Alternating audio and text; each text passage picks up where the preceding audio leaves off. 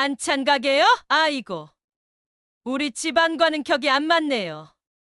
정옥의 멸시하는 눈빛에 고급 한정식집 공기가 얼어붙었다. 지영이가 그런 집안에 시집 간 게 평생 치욕이에요. 금자의 손이 떨렸지만 참았고 지영은 절망에 찬 눈물을 흘렸다.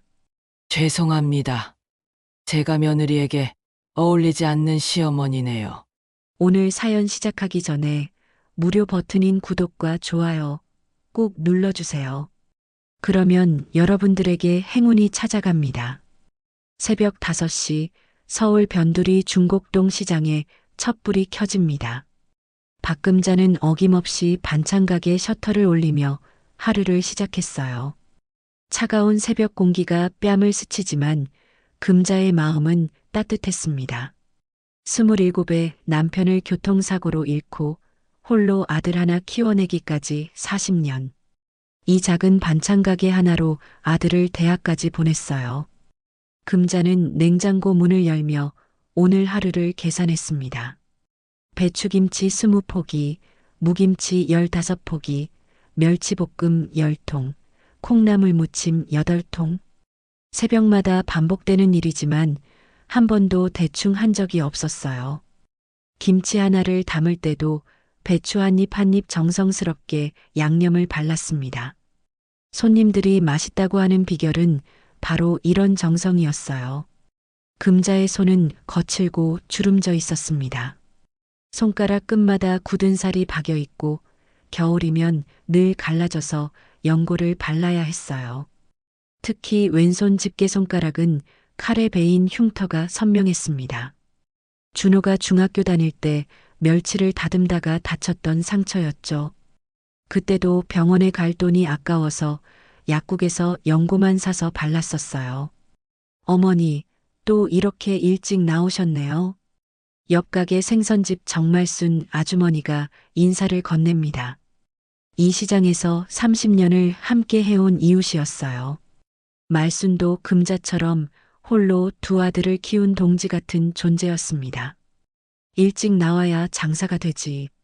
우리 준호 출근 전에 국 한 그릇이라도 먹여야 하는데. 그러게 말이야. 자식 뒷바라지하느라 우리가 얼마나 고생했는지 몰라. 말순과 금자는 서로를 격려하며 하루를 시작했어요. 시장 상인들끼리는 경쟁자이면서도 서로를 의지하는 가족 같은 관계였습니다. 금자는 가게 한쪽 구석에 놓인 낡은 액자를 바라보았어요. 그 안에는 어린 준호와 함께 찍은 사진이 있었습니다. 준호가 초등학교에 입학하던 날 동네 사진관에서 찍은 사진이었죠. 그때 금자는 준호를 위해 새 옷을 사주느라 한 달 반찬값을 아꼈어요. 사진 속 준호의 밝은 웃음이 금자에게는 세상에서 가장 소중한 보물이었습니다. 엄마는 왜 항상 일만 해요? 다른 엄마들은 집에 있는데. 어린 준호가 툴툴거리며 했던 말이 아직도 기억났어요.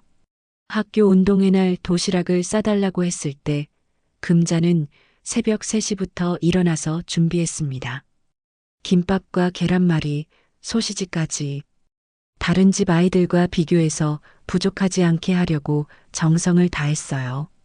아침 7시 준호가 출근 준비를 마치고 가게로 내려왔습니다. 42살이 된 지금도 어머니 앞에서는 여전히 철부지 아들이었어요. 회사원답게 단정한 양복을 입고 있지만 금자 눈에는 언제까지나 어린 아들로만 보였습니다. 엄마, 손이 또 갈라졌네요. 핸드크림이라도 바르세요. 준호가 금자의 손등을 잡으며 걱정스러운 표정을 지었어요. 금자는 부드럽게 미소 지으며 아들의 손을 어루만졌습니다. 이 나이에 무슨 핸드크림이야. 난 괜찮다. 내가 건강하고 잘 살아주면 그게 내 자랑이야. 금자는 준호를 위해 미역국을 끓였어요. 어릴 적부터 준호가 가장 좋아하는 국이었습니다. 멸치 2줌을 우린 육수에 미역을 넣고 참기름 몇 방울, 마지막에 다진 마늘 조금. 단순한 재료지만 40년간 끓여온 금자만의 비법이 있었어요. 엄마 미역국은 정말 다른 데서는 못 먹겠어요. 회사 구내식당 미역국이랑은 차원이 달라. 준호의 칭찬에 금자는 기분이 좋았어요. 아들이 맛있게 먹는 모습을 보는 것만으로도 하루의 피로가 싹 사라졌습니다. 오늘 지영이랑 같이 저녁 먹으러 올게요. 지영이가 어머니 멸치볶음 먹고 싶다고 하더라고요. 그래, 우리 며느리 좋아하는 멸치볶음 해놓을게. 새 멸치로 볶아야지. 금자의 얼굴에 환한 웃음이 피어났어요. 1년 전 결혼한 며느리 지영을 금자는 친딸처럼 아꼈습니다. 처음 지영을 소개받았을 때부터 마음에 들었어요. 시장 상인이라고 무시하지 않고 진심으로 금자를 어머니라고 불러주는 지영이 고마웠습니다. 시장이 점점 붐비기 시작했어요. 아침 장을 보러 나온 아주머니들이 하나둘 가게 앞을 지나갔습니다. 금자는 능숙하게 반찬을 담아가며 손님들과 정겨운 대화를 나눴어요. 금자 씨, 오늘도 김치가 맛있겠네. 우리 집 식탁에는 금자 씨 김치가 없으면 밥이 안 넘어가. 김순례 할머니는 15년 넘게 금자 가게의 단골이었어요. 혼자 사시는 할머니에게 금자는 늘 반찬을 조금 더 담아드렸습니다. 돈이 되는 장사는 아니었지만 마음이었어요. 할머니, 어제 담근 김치인데 맛이 딱 맞을 거예요. 조금 더 드릴게요. 금자야, 너는 정말 마음씨가 착해. 우리 동네에 너 같은 사람이 있어서 얼마나 다행인지 몰라. 할머니의 칭찬에 금자는 쑥스럽게 웃었어요. 금자의 반찬은 시장에서도 소문이 났습니다. 다른 가게보다 조금 비싸지만 맛과 정성을 따라올 수 있는 곳은 없었거든요. 오후 2시 점심시간이 지나자 시장은 한산해졌어요. 금자는 이때를 이용해서 내일 팔 반찬을 미리 준비했습니다. 콩나물 한 박스를 삶아서 양념하고 시금치 2단을 데쳐서 무치고 멸치 반 근을 볶았어요. 손님이 없는 시간에도 금자의 손은 쉬지 않았습니다. 어머니, 오후 3시쯤 지영이 가게로 찾아왔어요. 39살의 지영은 금자를 보면 언제나 밝게 웃었습니다. 회사에서 일찍 퇴근한 지영이 시어머니를 도우러 온 것이었어요. 우리 며느리 일찍 왔네. 회사 일은 다 끝났어? 네, 오늘은 일찍 끝나서 어머니 도우러 왔어요. 지영은 앞치마를 두르고 금자 옆에서 반찬을 담기 시작했어요. 친정어머니와는 달리 시어머니 금자와의 시간은 언제나 편안하고 따뜻했습니다. 금자는 지영에게 시집살이라는 말을 한 번도 하지 않았어요. 어머니, 준호 오빠가 어머니 자랑을 정말 많이 해요. 혼자서 아들 키우시면서 가게까지 운영하시는 게 얼마나 대단한지 모른다고. 금자의 눈가에 미소가 번졌어요. 아들과 며느리가 자신을 자랑스럽게 생각한다니 이보다 더 큰 행복이 어디 있을까요? 해가 질 무렵 준호와 지영이 함께 가족 저녁 식사를 했어요. 가게 뒤편 작은 식탁에 셋이 둘러앉은 모습이 정겨웠습니다. 김치찌개와 멸치볶음, 시금치나물. 소박하지만 정성 가득한 상차림이었어요. 엄마 김치찌개는 정말 세상 최고예요. 이 맛 어떻게 내는 거예요? 지영의 칭찬에 금자는 기분 좋게 웃었어요. 평범하지만 따뜻한 일상. 금자에게는 이런 소소한 행복이면 충분했습니다. 그로부터 한 달 후, 금자의 평온한 일상에 변화의 바람이 불기 시작했습니다. 준호와 지영의 결혼 후 첫 번째 상견례 자리가 잡힌 것이었어요. 사실 결혼식을 올린 지 벌써 1년이 지났는데도 제대로 된 상견례를 하지 못했었습니다. 결혼식 당시 지영의 어머니 강정옥은 급작스러운 해외 출장을 이유로 결혼식에 참석하지 못했어요. 그 후로도 계속 바쁘다는 핑계로 만남을 미뤄왔습니다. 사실 정옥은 준호의 집안을 탐탁치 않게 여겨서 일부러 피하고 있었던 것이었죠. 어머니, 저희 어머니가 이번에는 정말로 시간을 내서 만나 뵙고 싶다고 하세요. 지영이 조심스럽게 말을 꺼냈을 때 목소리에는 미묘한 떨림이 있었어요. 친정 어머니의 태도를 누구보다 잘 알고 있었거든요. 그래, 좋지. 이제야 제대로 인사를 드릴 수 있겠네. 금자는 기뻤어요. 지영의 어머니를 만나서 앞으로 서로 잘 지내자고 인사드리고 싶었거든요. 며느리의 어머니와 좋은 관계를 유지하는 것이 지영에게도 도움이 될 거라고 생각했습니다. 금자는 며칠 전부터 준비에 여념이 없었어요.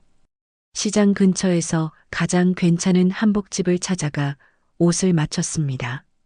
평생 입어본 옷 중 가장 비싼 옷이었지만 지영의 어머니 앞에서 부끄럽지 않으려면 필요한 투자였어요. 어머니, 너무 무리하지 마세요. 준호가 걱정스러워했지만 금자는 괜찮다고 했어요. 첫인상이 중요하다고 생각했거든요. 상견례 장소는 강남의 고급 한정식집이었습니다. 정욱이 직접 정한 곳이었어요. 금자는 처음 가보는 곳이라 긴장이 되었지만 준호와 지영이 함께 있어서 든든했습니다. 어머니, 너무 긴장하지 마세요. 지영이 금자의 손을 잡으며 안심시켰지만 지영 자신도 불안해 보였어요. 친정 어머니의 성격을 너무 잘 알고 있었거든요. 한정식집에 도착하자 강정욱이 이미 와 있었어요. 65세의 정욱은 고급 브랜드 한복을 단정하게 차려입고 있었습니다. 목에는 진주 목걸이, 손목에는 명품 시계. 한눈에 봐도 부유한 집안 출신임을 과시하고 있었어요. 안녕하세요. 금자가 정중하게 인사를 드렸습니다. 정욱은 금자를 위아래로 훑어보며 어색한 미소를 지었어요. 금자의 한복이 백화점 브랜드가 아니라는 것을 단번에 알아챈 듯 했습니다. 아, 네. 안녕하세요. 정욱의 인사는 차갑고 형식적이었어요. 악수를 청하는 금자의 손을 힐끗 보고는 살짝 피하는 것 같았습니다. 식사가 시작되었지만 분위기는 어색했어요. 정욱은 금자보다는 준호에게만 관심을 보였습니다. 준호 씨는 어느 회사에 다니시죠? 중견기업에서 과장으로 일하고 있습니다. 과장이면 나쁘지 않네요. 그런데 어머님은 어떤 일을 하세요? 마침내 정욱이 금자에게 직접적인 질문을 던졌어요. 금자는 솔직하게 대답했습니다. 시장에서 반찬 가게를 운영하고 있어요. 혼자서 준호를 키우려다 보니 할 수 있는 일이 그것뿐이었거든요. 정욱의 표정이 순간 굳어졌어요. 옆에서 지영이 불안한 표정으로 어머니를 바라보았습니다. 반찬 가게요? 아이고. 저희 집안은 대대로 상업에 종사한 사람이 없어서 좀 당황스럽네요. 정욱의 말투에는 명백한 무시가 담겨 있었어요. 준호의 얼굴이 굳어졌지만 어른 앞에서 함부로 말할 수는 없었습니다. 어머니, 시어머니께서는 정말 대단한 분이세요. 혼자서 준호 오빠를 대학까지 보내셨어요. 지영이 어머니를 만류하려 했지만 정욱은 멈추지 않았어요. 그야 고생하신 건 인정하지만 격이 맞지 않잖아요. 저희 지영이가 반찬 가게 집안에 시집간 게 아직도 받아들여지지 않아요. 정욱의 직설적인 말에 식탁 분위기는 차갑게 얼어붙었어요. 금자는 얼굴이 화끈거렸지만 꾹 참았습니다. 지영 앞에서 언성을 높이고 싶지 않았거든요. 죄송합니다. 제가 지영이에게 어울리지 않는 시어머니인 것 같네요.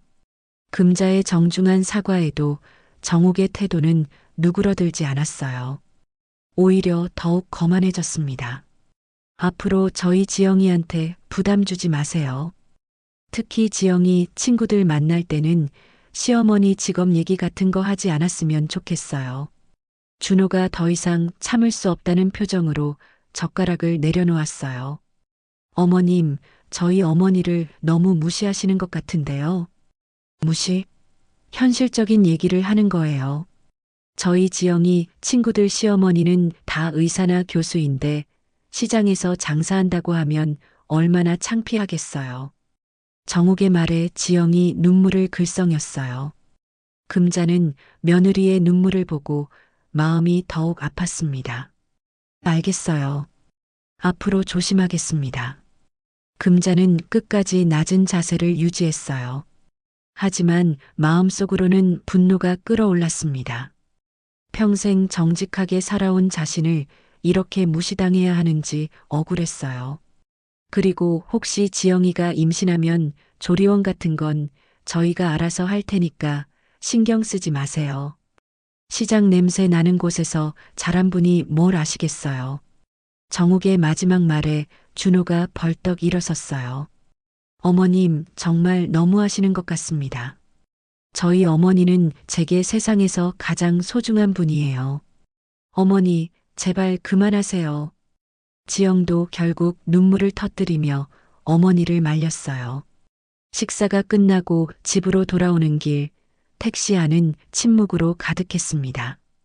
준호와 지영은 금자에게 뭐라고 위로의 말을 해야 할지 몰랐어요. 어머니, 정말 죄송해요. 괜찮다. 사람마다 생각이 다른 법이니까. 금자는 담담하게 대답했지만 목소리에는 깊은 상처가 배어 있었어요. 그날 밤 금자는 잠들지 못했습니다. 정욱의 말들이 머릿속에서 계속 맴돌았어요. 정말 자신이 지영에게 부담이 되는 시어머니일까요? 시장에서 반찬을 파는 것이 그렇게 부끄러운 일일까요? 상견례 이후 몇 달이 지났지만 강정욱의 무시는 더욱 노골적이 되었습니다. 명절이 다가오자 정욱은 지영에게 전화를 걸어 새로운 요구를 했어요. 지영아, 이번 추석에는 우리 집에서 차례를 지내자. 내 시어머니는 부르지 마라. 지영은 어머니의 말에 당황했어요. 결혼한 며느리가 친정에서 차례를 지낸다는 것은 상식에 어긋나는 일이었거든요. 어머니, 그럴 수는 없어요. 저는 이제 시집간 몸인데요. 시집? 그런 집이 무슨 시집이야. 반찬가게 집안에서 무슨 제대로 된 차례를 지내겠어. 정욱의 목소리에는 냉소가 가득했어요. 지영은 전화를 끊고 나서 한참을 울었습니다. 어머니의 태도가 점점 심해지는 것을 감당하기 어려웠어요. 추석 당일 금자는 새벽 3시부터 일어나 차례상을 준비했습니다. 비록 작은 집이지만 정성을 다해 음식을 만들었어요. 전을 부치려고 밀가루를 반죽하고 고사리나물과 도라지나물을 정성스럽게 무쳤습니다. 탕국 육수는 밤새 우려내고 생선도 깨끗하게 손질했어요. 이렇게 해도 될까? 금자는 혼자 중얼거리며 불안해했어요. 정욱의 집에서는 어떤 차례상을 차리는지 궁금했지만 자신만의 방식으로 최선을 다할 수밖에 없었습니다. 어머니, 정말 많이 준비하셨네요. 이 모든 걸 혼자 하셨어요? 지영이 도착해서 차례상을 보며 감동했어요. 친정에서는 비싼 음식점에 주문해서 받아오기만 했는데 시어머니는 모든 것을 직접 손으로 만들어 놓았거든요. 동그랑땡 하나하나까지 정성스럽게 빚어져 있었어요. 우리 며느리랑 함께하는 첫 추석이니까 정성껏 준비했지. 맛있을지 모르겠네. 금자의 얼굴에는 만족스러운 미소가 번졌어요. 밤새 준비한 보람이 있었습니다. 차례를 지내는 동안 가족 셋은 화목한 시간을 보냈어요. 준호가 절을 올리고 지영이 술을 따르고 금자가 정성스럽게 준비한 음식들이 상에 가득했습니다. 작지만 따뜻한 우리 집만의 추석이었어요. 어머니, 이전 정말 맛있어요.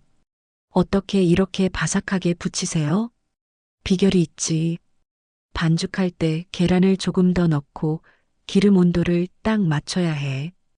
금자는 며느리에게 요리 비법을 알려주며 즐거워했어요. 이런 소소한 대화가 금자에게는 큰 행복이었습니다. 하지만 다음 날 오후 정욱이 갑자기 집으로 찾아왔어요. 지영이 친정에 오지 않았다는 이유로 화가 잔뜩 난 상태였습니다. 금자는 반찬 가게에서 일하고 있었는데 정욱이 불쑥 나타났어요. 어디 있어요, 지영이 어머니? 정욱의 목소리에는 분노가 가득했어요. 시장 사람들이 쳐다보기 시작했습니다. 어머님, 무슨 일이세요? 금자가 당황하며 앞치마를 정리했어요. 정욱은 금자를 노려보며 큰 소리로 말했습니다. 지영이 어제 왜 우리 집에 안 왔어요? 내가 분명히 우리 집에 오라고 했는데. 지영이는 시집간 며느리라서 저희 집에서 차례를 지냈어요. 금자가 조심스럽게 대답했지만 정욱은 더욱 화를 냈어요. 시집? 이런 곳이 무슨 시집이에요? 반찬 가게가 무슨 집안이라고? 시장 사람들이 하나둘 모여들기 시작했어요. 금자는 창피해서 얼굴이 빨갛게 달아올랐습니다. 어머님, 조용히 얘기해요. 사람들이 다 보잖아요. 사람들이 보면 어때요? 당신이 우리 지영이를 세뇌시킨 거 맞죠? 정욱의 목소리가 점점 커졌어요. 옆 가게 말순이 걱정스러운 표정으로 바라보고 있었습니다. 세뇌라니요. 지영이가 스스로 결정한 일이에요. 스스로? 말도 안 돼요. 당신 같은 사람이 우리 지영이한테 무슨 교육을 시켰는지 뻔해요. 정욱은 금자의 가게를 둘러보며 코웃음을 쳤어요. 낡은 냉장고와 플라스틱 통들, 기름때가 묻은 앞치마까지 모든 것이 마음에 들지 않는다는 표정이었습니다. 그때 지영과 준호가 급하게 달려왔어요. 정욱이 시장에 왔다는 소식을 듣고 온 것이었습니다. 어머니, 여기서 무슨 일이에요? 지영이 당황하며 어머니의 팔을 잡았어요. 지영아, 너 어제 왜 안 왔어? 내가 분명히 우리 집에 오라고 했잖아. 어머니, 저는 시집간 며느리예요. 시댁에서 차례를 지내는 게 당연하죠. 지영이 목소리를 낮춰 말했지만 정욱은 듣지 않았어요. 오히려 더 큰 소리로 말했습니다. 당연하다고? 이런 곳에서 무슨 차례를 제대로 지내겠어? 음식도 제대로 못하는 주제에. 금자는 정욱의 말에 깊이 상처받았어요. 평생 요리에 자신 있어 했는데 이렇게 무시당하다니. 어머님, 그런 말씀은 너무하세요. 준호가 참지 못하고 나섰지만 정욱은 더욱 기세등등했어요. 너무해. 사실을 말하는 건데? 지영아, 너는 이런 시골 촌부 집안에 어울리는 아이가 아니야. 정욱의 말에 시장 사람들이 수군거리기 시작했어요. 금자는 너무 창피해서 땅에 구멍이라도 있으면 들어가고 싶었습니다. 어머니, 제발 집에 가요. 여기서 이러지 마세요. 지영이 눈물을 흘리며 어머니를 달랬지만 정욱은 멈추지 않았어요. 지영아, 엄마 말 들어. 당장 이혼하고 나와. 이런 집안에서는 내가 행복할 수 없어. 정욱의 충격적인 말에 주변이 조용해졌어요. 이혼 얘기까지 나오자 사람들의 시선이 더욱 집중되었습니다. 어머님, 그런 말씀은 안 되죠. 저희는 서로 사랑해서 결혼했어요. 준호가 분노를 참으며 말했지만 정욱은 비웃기만 했어요. 사랑? 그런 게 밥 먹여주나? 지영이가 이런 집안에서 평생 고생만 할 텐데. 정욱은 금자를 똑바로 바라보며 독서를 퍼부었어요. 당신 정말 염치가 없네요. 우리 지영이 같은 좋은 아이가 왜 당신 같은 사람 밑에서 고생해야 해요? 금자의 눈에 눈물이 맺혔지만 꾹 참았어요. 시장 사람들 앞에서 울고 싶지 않았거든요. 당신이 뭔데 우리 지영이를 가르치려고 해요? 시장에서 반찬이나 파는 주제에. 어머니, 지영이 더 이상 참지 못하고 소리쳤어요. 시장 전체가 떠들썩해졌습니다. 시어머니는 저에게 친어머니보다 더 잘해주셨어요. 어떻게 그런 말씀을 하실 수 있어요? 너는 아직 모르는 거야. 이런 집안에서 살면 내 품격이 떨어져. 내 친구들이 뭐라고 생각하겠어? 정욱의 말에 지영은 더욱 울었어요. 금자는 며느리가 우는 모습을 보고 마음이 아팠습니다. 제가 부족한 건 인정해요. 하지만 지영이를 진심으로 아끼고 있어요. 금자가 조용히 말했지만 정욱은 코웃음만 쳤어요. 진심? 당신이 뭘 안다고? 지영이가 얼마나 좋은 집안 딸인지 알기나 해요? 시장 사람들이 점점 더 모여들었어요. 금자는 창피함과 분노가 뒤섞인 감정으로 괴로워했습니다. 평생 이런 모욕을 당한 적이 없었거든요. 시장에서의 소동이 끝나고 며칠이 지났지만 금자는 여전히 그날의 충격에서 벗어나지 못했어요. 시장 사람들의 시선이 부담스러워서 평소보다 일찍 가게를 닫고 집으로 돌아오는 날이 많아졌습니다. 금자야, 요즘 기운이 없어 보이는데 괜찮아? 옆 가게 말순이 걱정스럽게 물어봤지만 금자는 괜찮다고 대답할 뿐이었어요. 누구에게도 자신의 속마음을 털어놓고 싶지 않았거든요. 그러던 어느 날 오후 예상치 못한 손님이 금자의 가게를 찾아왔습니다. 깔끔한 정장을 입은 중년 남성이 가게 앞에서 망설이고 있었어요. 혹시 박금자 사장님이세요? 네, 맞는데요. 누구시죠? 금자가 고개를 들어보니 낯선 얼굴이었어요. 하지만 어딘지 익숙한 느낌이 들었습니다. 저는 변호사 최성호라고 합니다. 오랜만이에요, 사장님. 최성호. 그 이름을 듣는 순간 금자의 기억이 되살아났어요. 15년 전 이 시장에서 라면과 김밥을 사 먹던 가난한 고시생이었습니다. 아, 성호야. 정말 오랜만이네. 이제 변호사가 되었구나. 금자의 얼굴에 오랜만에 환한 미소가 피어났어요. 성우는 학비와 생활비를 벌기 위해 시장에서 아르바이트를 하며 공부했던 청년이었습니다. 금자는 그런 성우에게 종종 공짜로 밥을 주곤 했어요. 사장님 덕분에 제가 여기까지 올 수 있었어요. 그때 굶을 뻔했을 때마다 사장님이 챙겨주신 김치찌개와 밥이 없었다면 성우의 목소리에는 진심 어린 감사가 담겨 있었어요. 금자는 그때 이를 떠올리며 쑥스럽게 웃었습니다. 그런 걸 뭘. 어려울 때 서로 도와주는 게 당연한 거지. 사장님, 사실 오늘 특별한 일로 찾아왔어요. 앉으실 수 있을까요? 성우의 표정이 진지해졌어요.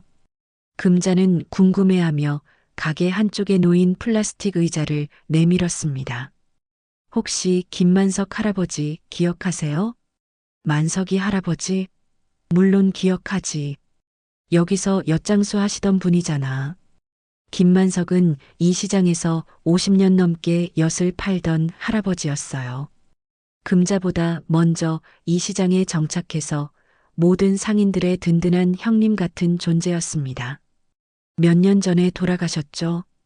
할아버지께서 돌아가시기 전에 유언을 남기셨어요. 제가 그분의 변호사였거든요. 성우가 서류 가방에서 봉투 하나를 꺼냈어요. 낡고 누렇게 변색된 봉투였습니다. 할아버지가 사장님께 드리라고 하셨어요. 저도 이제야 찾아뵐 수 있어서 늦었지만 금자는 떨리는 손으로 봉투를 받았어요. 봉투에는 금자에게라고 만석 할아버지의 삐뚤삐뚤한 글씨가 적혀 있었습니다. 이게 뭐예요? 편지와 함께 중요한 서류가 들어 있어요. 할아버지께서 사장님에 대한 이야기를 자주 하셨거든요. 금자는 조심스럽게 봉투를 열었어요. 안에는 손으로 쓴 편지와 여러 장의 서류가 들어 있었습니다. 금자야, 내가 이 세상을 떠날 때가 되었구나. 평생 너한테 신세를 많이 졌다. 내가 아플 때마다 돌봐주고 어려울 때마다 도와줘서 고마웠다. 이제 내가 너한테 보답할 차례야. 편지를 읽는 금자의 눈에 눈물이 맺혔어요. 만석 할아버지는 평생 혼자 살며 자식도 없었습니다. 시장 사람들이 가족이나 다름없었죠. 이 강남의 상가 건물을 너에게 물려준다. 내가 젊었을 때 운 좋게 산 건물인데 이제는 제법 값이 나간다고 하더라. 너 같은 사람이 가져야 할 재산이야. 금자는 편지를 읽고 나서 멍하니 성우를 바라봤어요. 무슨 말인지 이해가 되지 않았습니다. 성우야, 이게 무슨 뜻이야?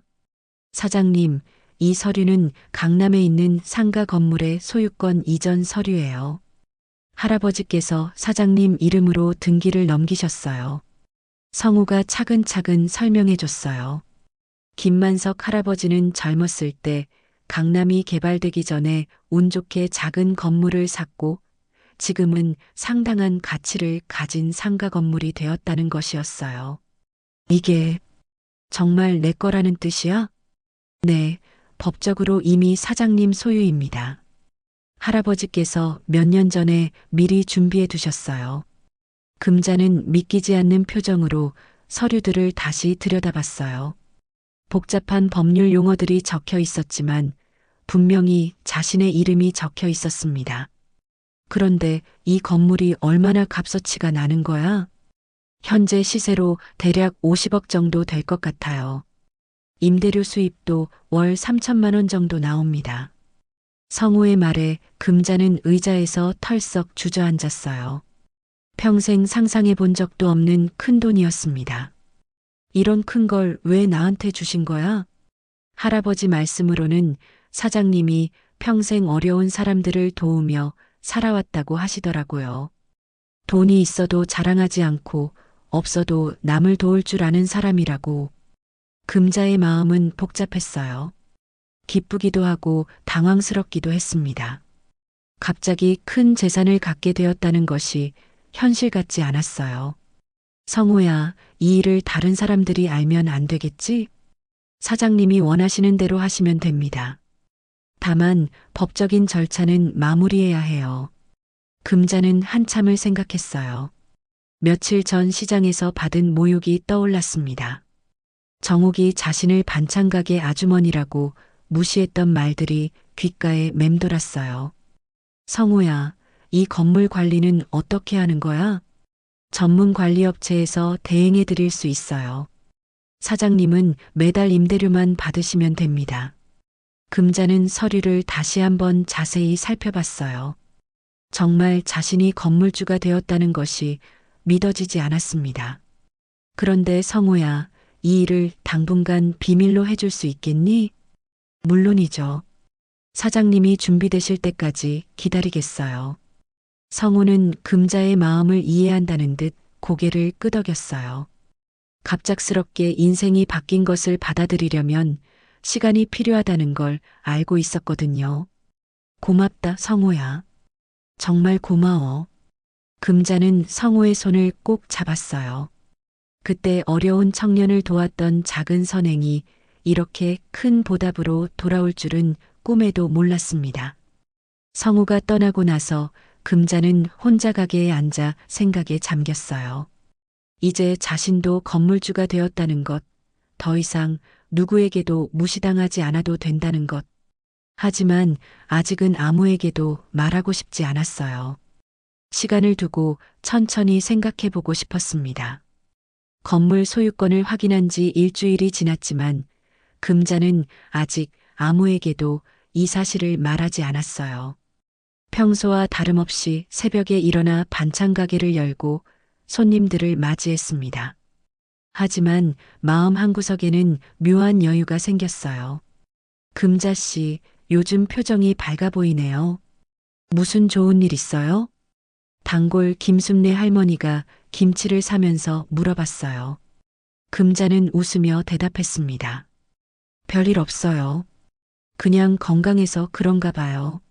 사실 금자는 며칠 전부터 달라진 자신을 느끼고 있었어요. 예전 같으면 정옥의 말에 밤새 속상해했을 텐데 이제는 조금 다른 마음이 들었습니다. 그런데 그날 오후 지영이 울면서 가게로 찾아왔어요. 얼굴이 붓고 눈이 빨갛게 충혈되어 있었습니다. 어머니, 저 어떻게 하죠? 우리 며느리 무슨 일이야? 왜 울어? 금자는 급하게 지영을 안으로 데려와 앉혔어요. 지영은 한참을 울다가 겨우 입을 열었습니다. 어머니가 또 전화하셨어요.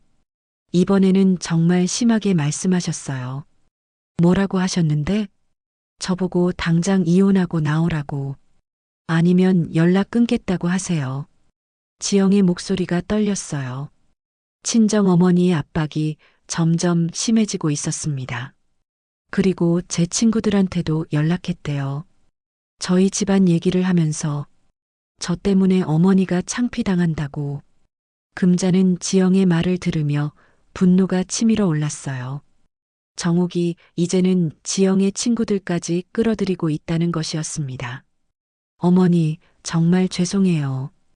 제가 잘못 태어난 것 같아요. 지영아, 그런 말 하지 마라. 내 잘못이 아니야.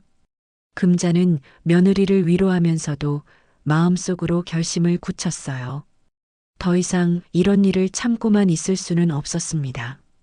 그때 집 현관문이 열리는 소리가 들렸어요. 준호가 퇴근한 것 같았는데 발소리가 급했습니다. 어머니, 지영아. 준호가 가게로 뛰어들어왔어요. 얼굴이 창백했습니다.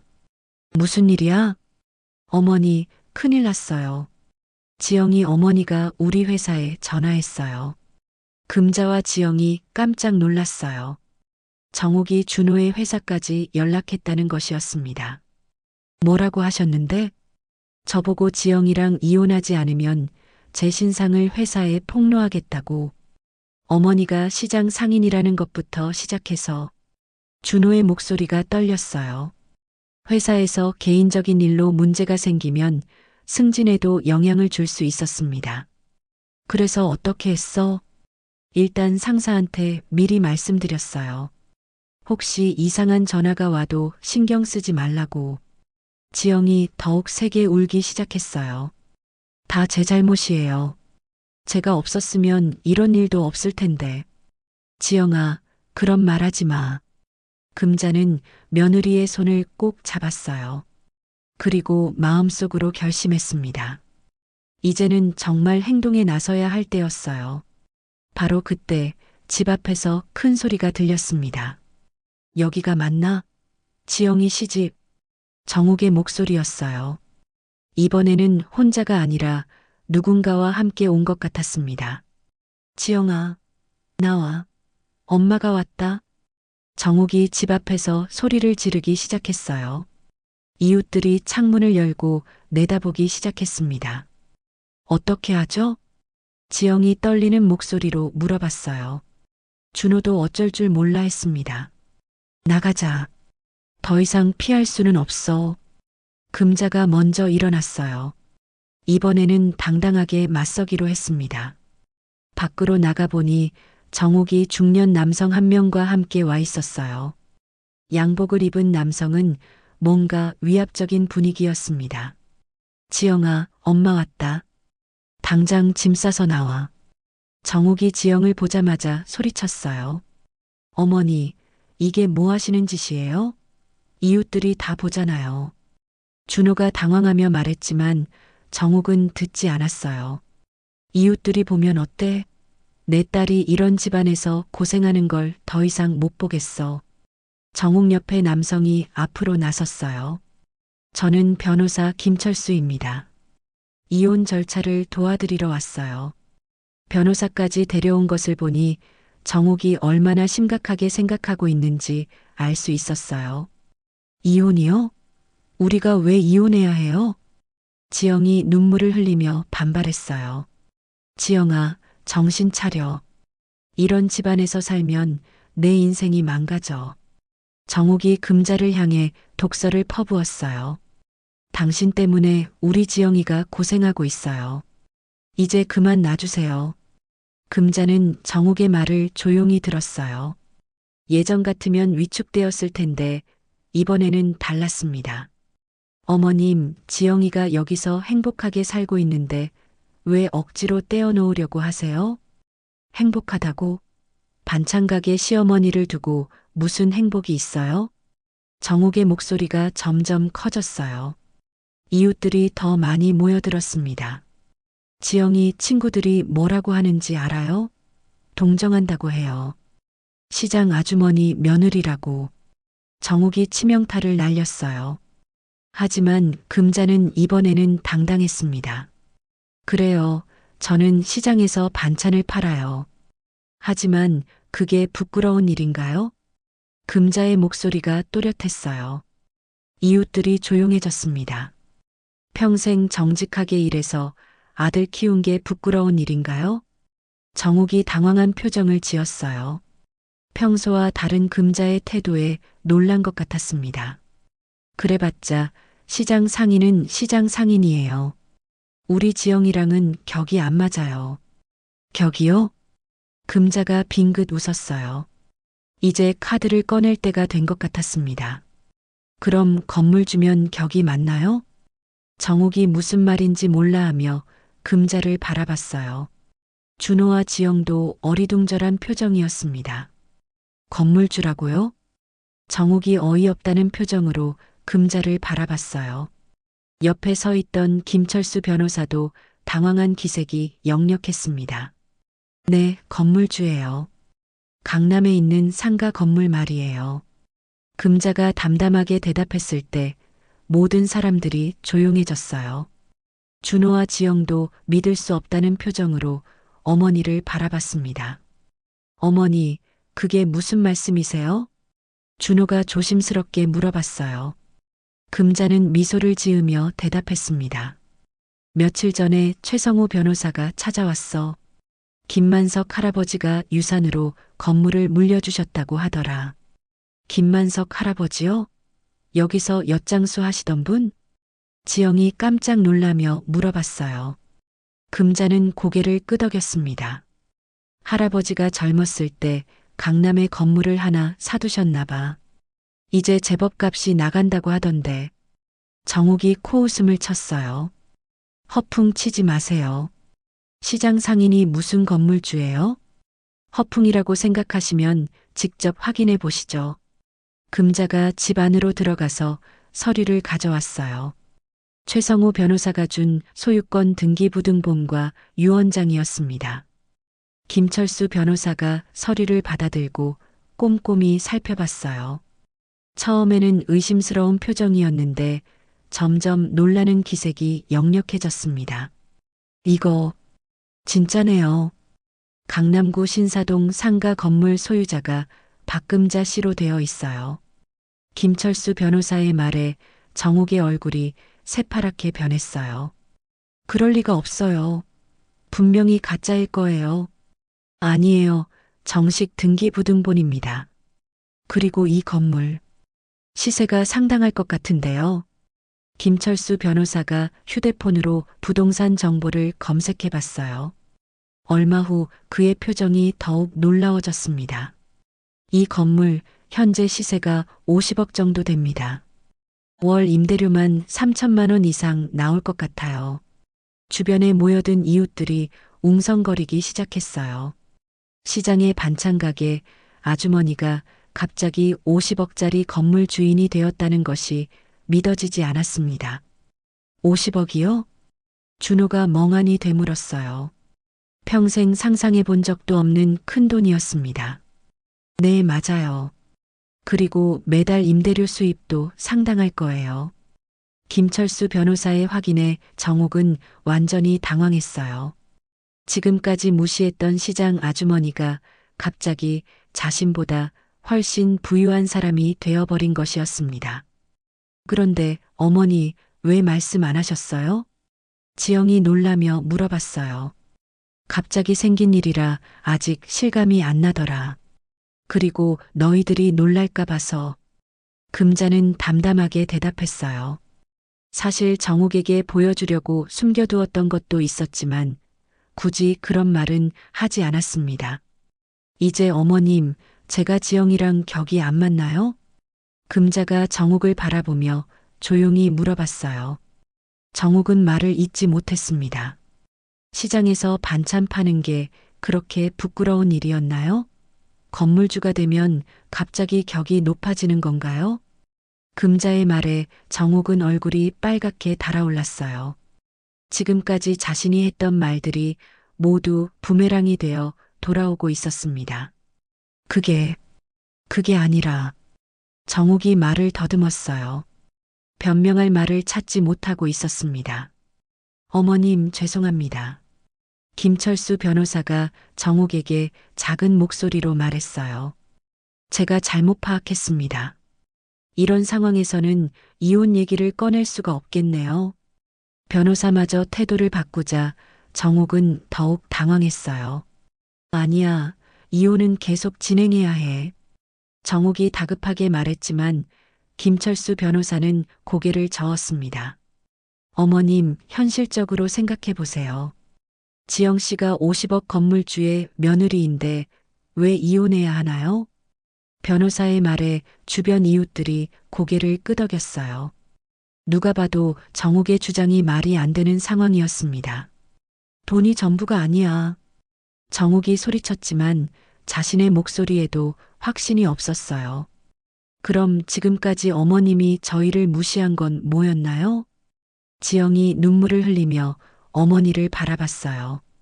시장 상인이라고, 격이 안 맞는다고, 창피하다고 하신 게 전부 돈 때문 아니었나요? 지영의 말에 정욱은 할 말을 잃었어요. 자신의 모순이 드러나 버린 것이었습니다. 지영아, 그게 아니라. 그럼 뭐예요? 어머니는 지금까지 돈 때문에 시어머니를 무시하신 거 맞잖아요. 지영의 목소리에 분노가 섞여 있었어요. 그동안 참았던 것들이 폭발하는 것 같았습니다. 시어머니는 돈이 없어도 저에게 친어머니보다 잘해주셨어요. 그런데 어머니는 돈이 생기니까 갑자기 태도가 바뀌시네요. 정욱은 지영의 말에 아무 대답도 할 수 없었어요.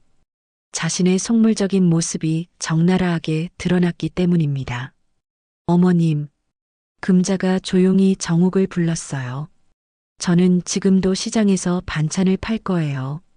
건물이 생겼다고 해서 제가 달라지는 건 아니거든요. 금자의 말에 이웃들이 박수를 쳤어요.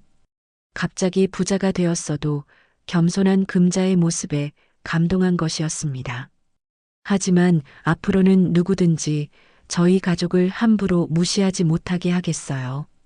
금자의 목소리에는 단호함이 담겨 있었어요. 특히 우리 지영이를 괴롭히는 일은 절대 용납하지 않겠어요. 정욱은 금자의 말을 듣고 있을 수밖에 없었어요. 더 이상 반박할 명분이 없었습니다. 지영아, 집에 가자. 정욱이 체면을 구기며 돌아서려 했어요. 어머니, 지영이 정욱을 불렀어요. 저는 여기서 행복하게 살 거예요. 시어머니와 준호 오빠와 함께요. 지영의 단호한 말에 정욱은 더 이상 할 말이 없었어요. 김철수 변호사와 함께 쓸쓸히 그 자리를 떠났습니다. 이웃들이 하나둘 흩어지고 나서 가족 셋만 남았어요. 어머니, 정말 대단하세요. 준호가 감동한 표정으로 말했어요. 이제 누구도 우리 가족을 무시할 수 없겠네요. 금자는 아들과 며느리를 바라보며 미소 지었어요. 드디어 가족을 지킬 수 있는 힘이 생긴 것 같았습니다. 건물 소유권이 밝혀진 지 한 달이 지났지만 강정욱은 쉽게 포기하지 않았어요. 오히려 더욱 교묘하고 악랄한 방법으로 금자 가족을 괴롭히기 시작했습니다. 지영아, 내가 그 돈을 노리고 결혼한 거야? 정욱이 지영에게 전화를 걸어 독설을 퍼부었어요. 목소리에는 냉소와 의심이 가득했습니다. 어머니, 그런 말씀하지 마세요. 저는 그런 걸 전혀 몰랐어요. 지영이 억울하게 대답했지만 정욱은 들으려 하지 않았어요. 몰랐다고? 말도 안 돼. 분명히 미리 알고 있었을 거야. 아니면 그 시어머니가 너를 이용하려고 일부러 숨겼거나. 정욱은 금자가 계획적으로 지영을 속였다는 식으로 몰고 갔어요. 지영은 어머니의 끝없는 의심과 비난에 점점 지쳐갔습니다. 어머니, 시어머니는 그런 분이 아니에요. 정말 선량한 분이세요. 선량하다고? 웃기지 마. 시장에서 장사하던 사람이 갑자기 50억짜리 건물 주인이 된다는 게 말이 돼? 분명히 뭔가 더러운 비밀이 있을 거야. 정욱의 말은 갈수록 심해졌어요. 지영은 전화를 끊고 나서 한참을 울었습니다. 그러던 어느 날 정욱이 더 큰 계획을 세우고 본격적으로 움직이기 시작했어요.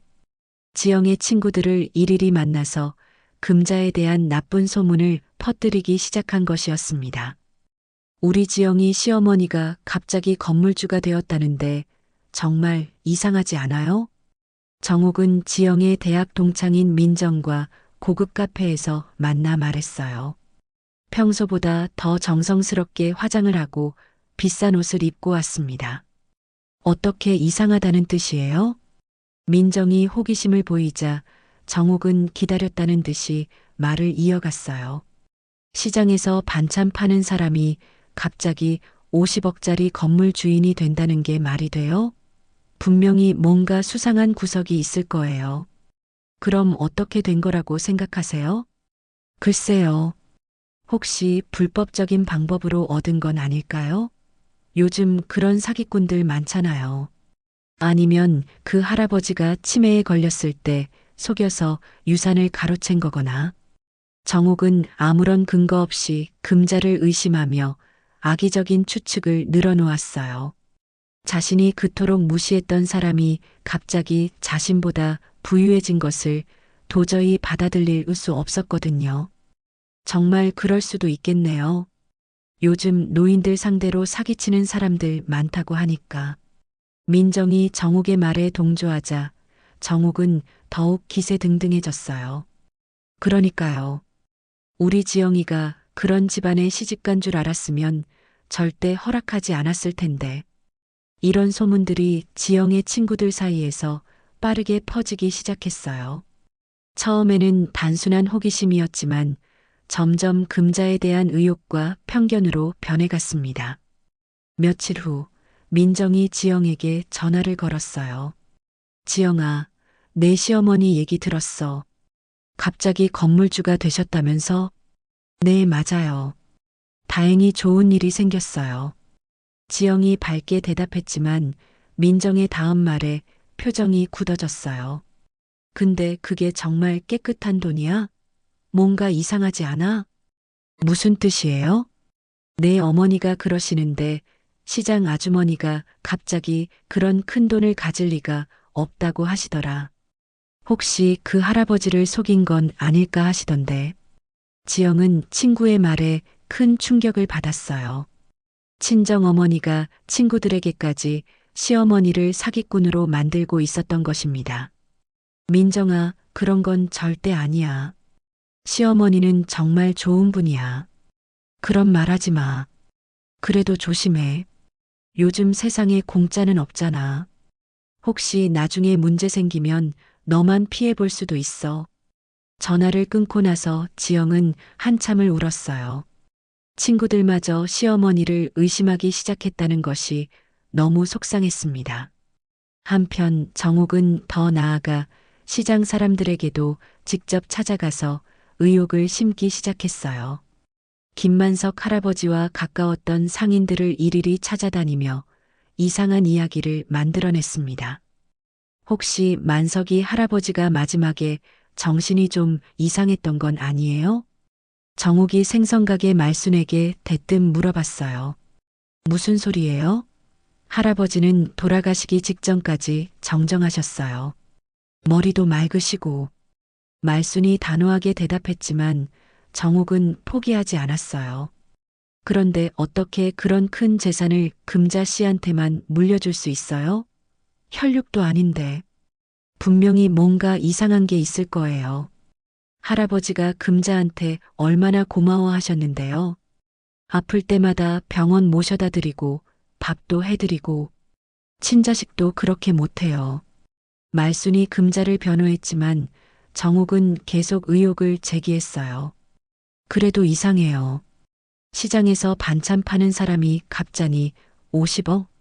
분명히 할아버지를 속인 거예요. 아니면 유언장을 조작했거나.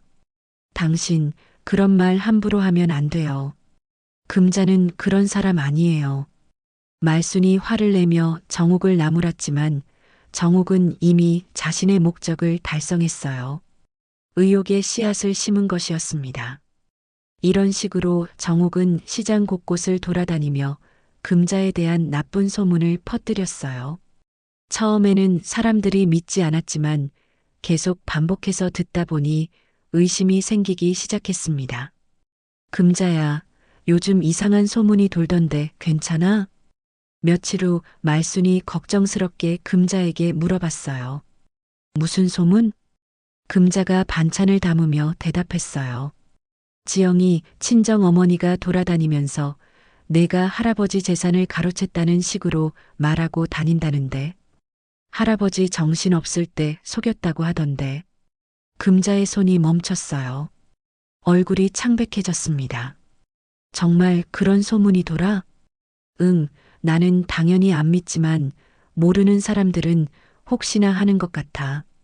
그 여자가 워낙 확신에 차서 말하고 다니니까 금자의 마음이 무너져 내렸어요.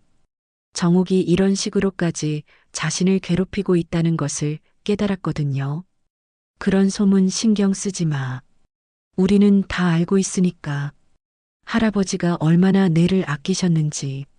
말순이 위로했지만 금자의 상처는 깊었어요.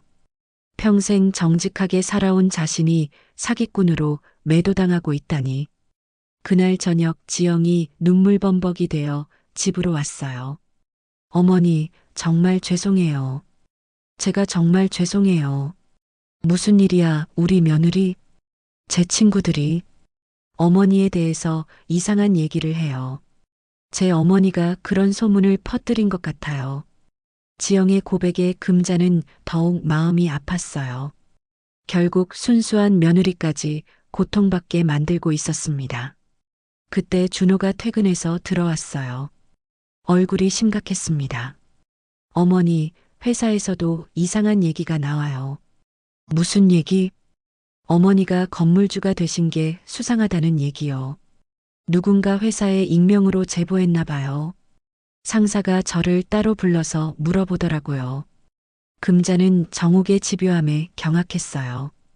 이제는 준호의 직장까지 위험해지고 있었습니다. 준호의 직장까지 위험해진 상황에서 금자는 더 이상 참을 수 없었어요. 그날 밤 가족회의를 열었습니다. 이제 정면으로 맞서야겠어. 더 이상 뒤에서 소문만 퍼뜨리게 둘 수는 없어. 금자의 목소리에는 확고한 결의가 담겨 있었어요. 어머니, 어떻게 하실 거예요? 준호가 걱정스럽게 물어봤어요.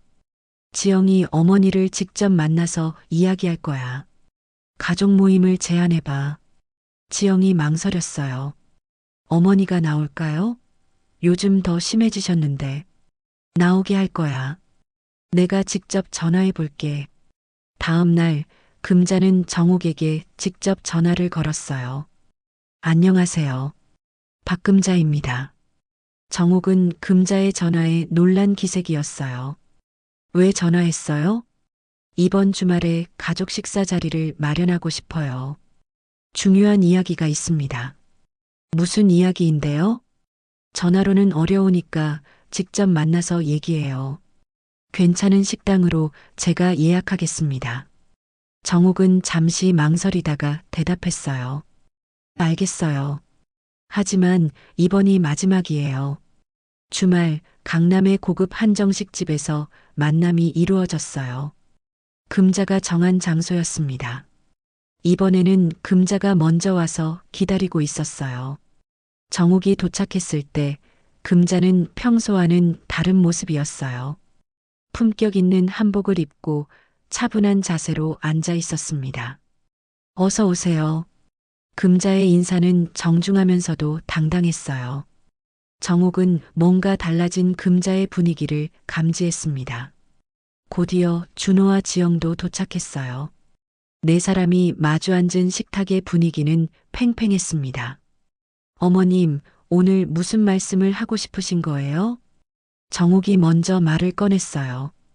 그동안 어머님이 저와 제 가족에게 하신 일들에 대해 정리하고 싶어요.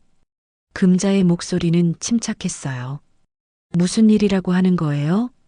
시장에서 소리 지르신 일, 제 친구들에게 거짓 소문 퍼뜨리신 일, 준호 회사에 익명 제보하신 일. 금자가 하나씩 열거하자 정욱의 얼굴이 붉어졌어요. 그건 사실을 말한 거예요. 어떤 사실이요? 제가 할아버지를 속여서 재산을 가로챘다는 사실인가요? 금자가 정욱의 눈을 똑바로 바라보며 물어봤어요. 그런 게 아니라 정욱이 말을 더듬었어요. 그때 금자가 서류 봉투를 꺼냈어요. 이게 뭔지 아세요? 봉투 안에는 김만석 할아버지의 손편지와 함께 여러 장의 사진이 들어 있었어요. 이건 할아버지가 아프실 때 제가 돌봐드린 기록들이에요. 금자가 사진들을 하나씩 보여줬어요. 할아버지를 병원에 모셔다 드리는 모습, 함께 식사하는 모습, 할아버지가 웃고 계신 모습들이었습니다. 할아버니는 정신이 멀쩡하셨어요. 마지막까지 저에게 고맙다고 하셨죠. 금자의 목소리에 진심이 담겨 있었어요. 그리고 이건 할아버지가 직접 쓰신 편지예요. 할아버지의 손편지에는 금자에 대한 고마움과 재산을 물려주는 이유가 자세히 적혀 있었어요. 정욱이 편지를 읽으며 점점 작아졌어요. 어머님, 제가 할아버지를 속였다고 생각하세요? 금자의 질문에 정욱은 대답하지 못했어요. 그럼 제가 왜 이런 모함을 받아야 하나요? 그건 어머님이 저를 무시하고 싶었던 거 아닌가요? 시장 상인이라는 이유만으로. 금자의 말에 정욱은 할 말을 잃었어요. 어머님, 저는 지금도 시장에서 반찬을 팔고 있어요. 건물이 생겼다고 해서 제가 달라지지 않았어요. 금자가 일어나서 정욱 앞에 섰어요. 하지만 이제는 누구도 제 가족을 함부로 무시하지 못하게 하겠어요. 금자의 목소리에는 강인함이 배어 있었어요. 특히 우리 지영이를 괴롭히는 건 절대 용납하지 않겠어요. 지영이 눈물을 흘리며 시어머니를 바라봤어요. 어머님, 어머니는 저에게 정말 소중한 분이에요. 제발 그 점을 인정해 주세요. 지영의 간절한 말에 정욱의 눈에도 눈물이 맺혔어요. 지영아, 어머니, 시어머니는 제게 친어머니보다 더 따뜻하게 대해주셨어요. 돈이 있고 없고가 중요한 게 아니에요. 지영의 말에 정욱은 자신의 잘못을 깨달았어요. 제가 잘못했습니다. 정욱이 처음으로 고개를 숙였어요.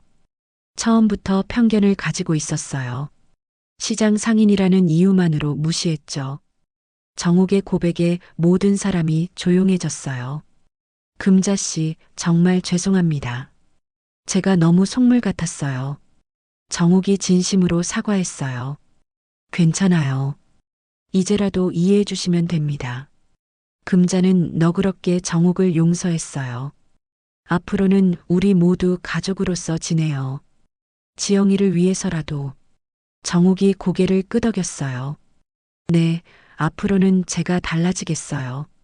그날 이후 정욱은 정말로 달라졌어요. 금자에게 진심으로 사과하고 퍼뜨렸던 소문들을 직접 해명하고 다녔습니다. 몇 달 후 시장 반찬 가게에서는 평화로운 일상이 흘렀어요. 금자는 여전히 새벽마다 일어나서 반찬을 준비했습니다. 어머니, 건물 임대료로 충분히 사실 수 있는데 왜 계속 일하세요? 지영이 물어봤어요. 이게 내 삶이야. 돈이 생겼다고 해서 내가 달라지는 건 아니야. 금자는 웃으며 대답했어요. 그리고 이 일을 통해서 좋은 사람들을 많이 만나잖아. 할아버지도 그렇게 만났고. 금자의 말에 지영이 고개를 끄덕였어요. 어머니, 정말 존경해요. 저녁 무렵 정욱이 시장에 찾아왔어요. 이제는 자연스럽게 금자를 도우며 시간을 보냈습니다. 금자야, 오늘 김치가 맛있겠네. 네, 정성스럽게 담갔어요. 두 사람의 대화는 편안했어요. 과거의 갈등은 이제 추억이 되었습니다. 해가 질 무렵 가족들이 모여 저녁을 먹었어요. 금자, 준호, 지영, 그리고 정욱까지. 작은 식탁이지만 따뜻한 정이 가득했습니다. 이제 정말 가족 같네요. 지영이 행복한 미소를 지었어요. 금자는 가족들을 바라보며 마음속으로 생각했어요. 돈이 중요한 게 아니었습니다. 진짜 소중한 건 가족의 사랑과 행복이었어요. 그리고 그 행복을 지킬 수 있는 힘이 생긴 것에 감사했습니다. 오늘도 끝까지 함께 해주셔서 정말 감사합니다. 구독과 좋아요는 큰 힘이 됩니다. 여러분의 소중한 댓글 하나가 제게는 따뜻한 응원이자 큰 격려가 됩니다. 사연의 바람이었습니다. 감사합니다.